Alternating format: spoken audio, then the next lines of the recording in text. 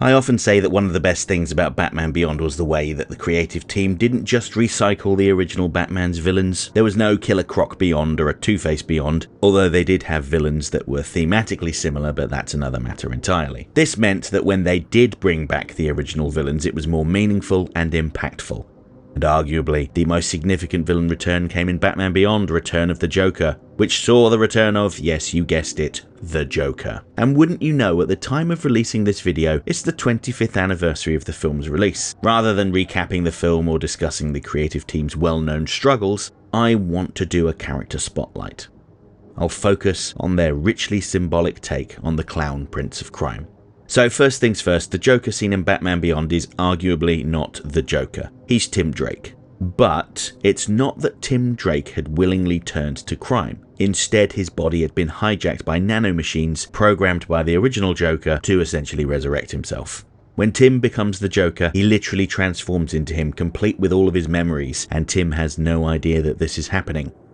It's a suitably sci-fi story that I can remember being dissatisfied with when the film first came out, until a casual line in the Justice League Unlimited episode epilogue said that the Joker had stolen the tech from Cadmus. Those that are deeply familiar with Justice League Unlimited will recall the alien Darkheart tech that Cadmus had confiscated and clearly tried to reproduce. And just like that, I was satisfied. From my perspective, there are two main topics to cover when talking about this Joker. The first is legacy, a recurring theme in Batman Beyond, and the second is trauma. In order to discuss these, I first have to go back to the comic book source material that inspired this story. Return of the Joker is a perfect example of how the DC Animated Universe creative team adapted the stories from the comic books. Rather than doing shot-for-shot remakes, they tended to focus on the themes and the core concepts of the stories that they adapted, but they told them in entirely different ways.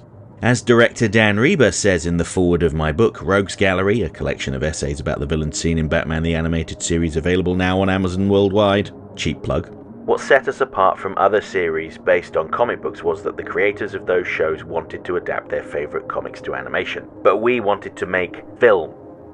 We saw our show as cinema and not just a moving comic. So with that in mind, Return of the Joker can be seen as an adaptation of two key Batman stories, The Killing Joke and A Death in the Family.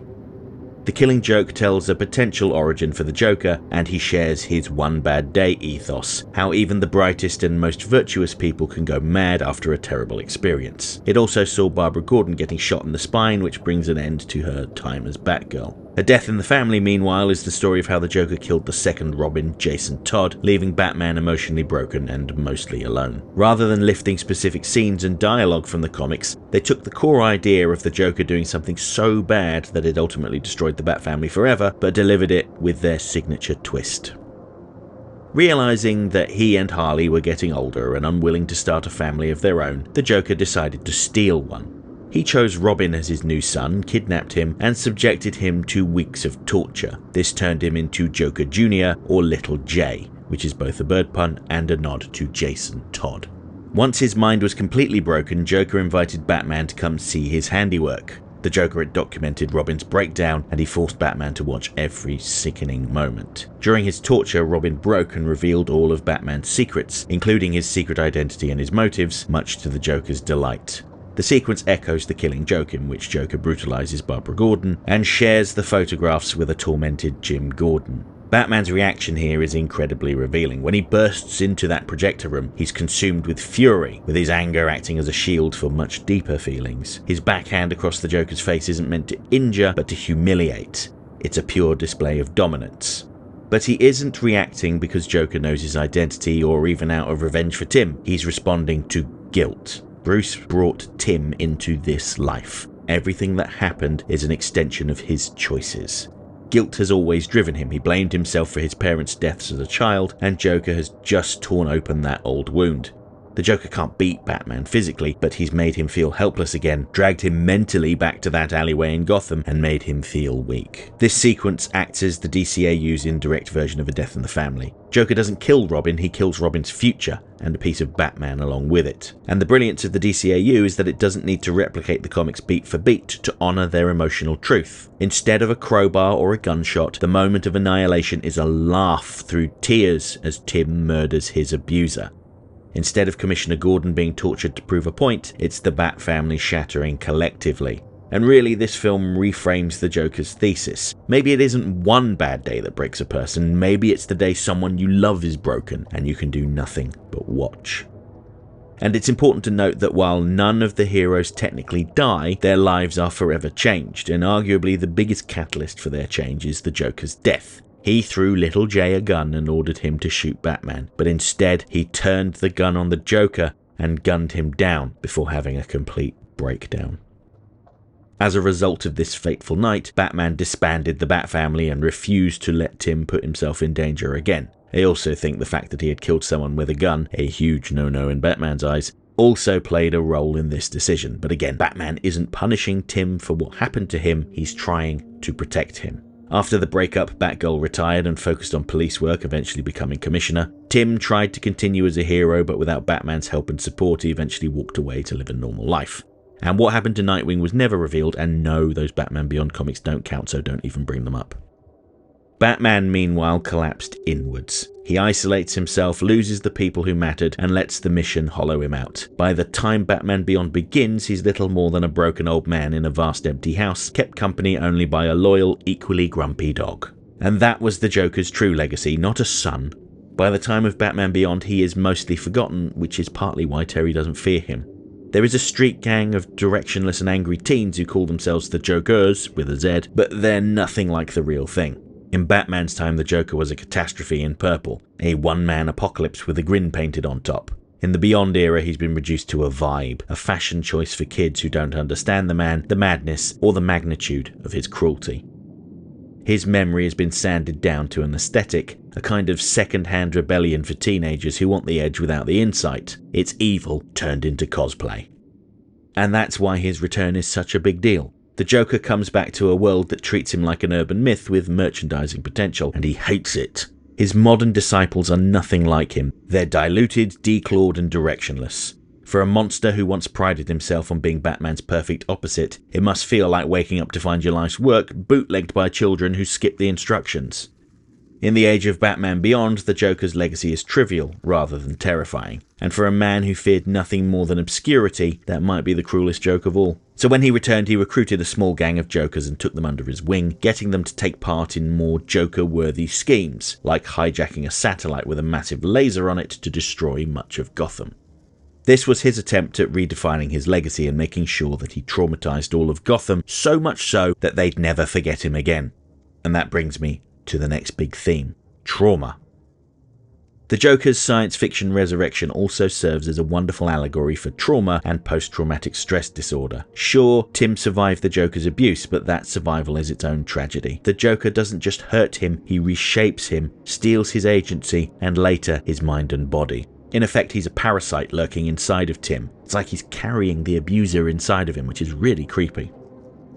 This is a horrific sci-fi literalization of how childhood trauma burrows deep, resurfaces decades later, and demands to be reckoned with. And this begs the question, if a person's memories, instincts, and genetic code survive intact, how dead are they really? How much of being alive is physical presence, and how much is simply the continuity of self? The film suggests that identity can be hijacked, downloaded, and worn like a stolen coat. Tim Drake, the boy who once looked up to Batman, becomes the unwilling perpetuation of the man who tried to destroy him. And in that, the Joker proves something grotesquely poetic. Death may claim the body, but trauma, if left unaddressed, can resurrect the abuser in the victim's mind. The film literalizes it, turning metaphor into nightmare. This is a Joker who won't stay dead because the damage he caused won't stay buried. When the film snaps back to the present, you realise that the flashback isn't just backstory, it's the emotional architecture supporting the entire film, and arguably Batman Beyond as a whole. What Return of the Joker does is take the oldest truth from trauma studies and brings it to the screen. An abuser's voice can live on in the victim long after the abuser is gone. Research suggests that around 30% of those who are abused go on to repeat the cycle, not necessarily out of malice, but because of trauma. When trauma is left untreated or buried, it finds new ways to express itself. Here, the Joker is a stand-in for generational harm. He implants himself into Tim. Decades later, he resurfaces stronger than ever, taking over the boy he broke. It's the kind of twist that lands because it feels emotionally honest, not just narratively clever. Tim's transformation into the Joker isn't a gotcha, it's the inevitable consequence of a child surviving something he was never allowed to heal from. And almost every significant character in this story demonstrates the weight of trauma. Bruce still carries the guilt of failing Tim, and he isolates himself in penance. Barbara still carries the weight of lies told for the greater good, and Tim carries the Joker like a scar locked behind glass.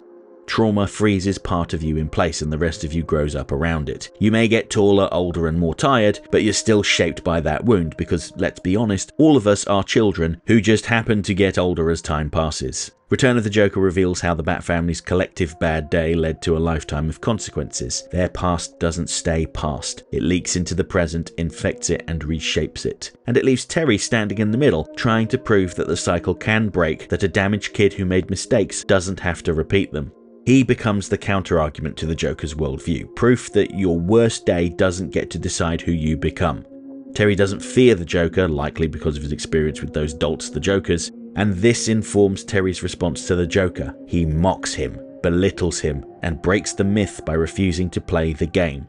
That's why his final confrontation is so satisfying. It's the first time the Joker's power didn't survive generational handoff. Bruce carried that trauma. Tim carried that trauma. But Terry laughs in its face.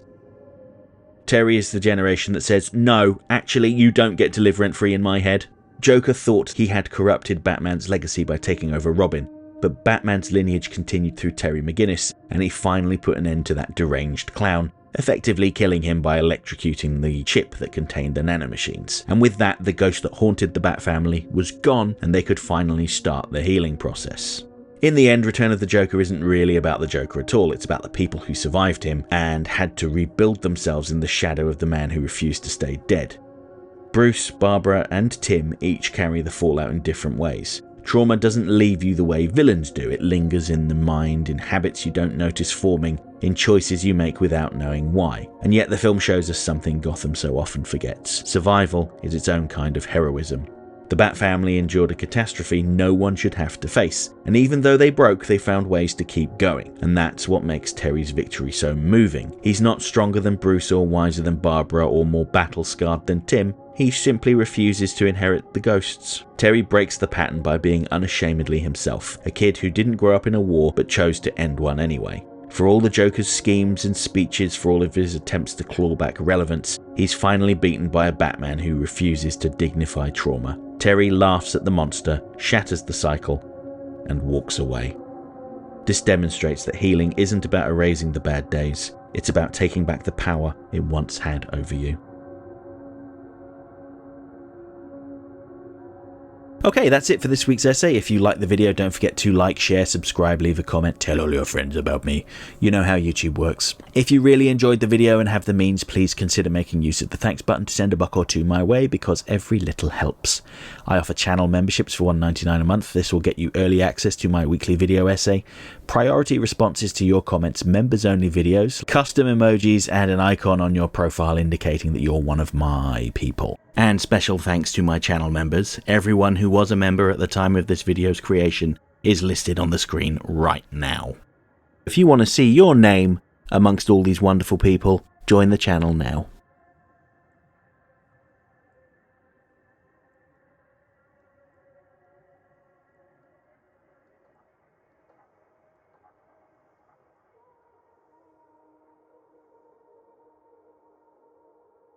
Next time. When I return on Monday, I'll go back to the streets of Metropolis to discuss the final crossover between the Man of Steel and the Caped Crusader. When the immortal Ra's al Ghul sets his sight on Superman, it turns out that Batman is the only one who can save the day. And next Friday, it's time to talk about the winner of my most recent The Batman villain poll, the mysterious goth take on the Prince of Puzzles, the Riddler. Hope to see you then.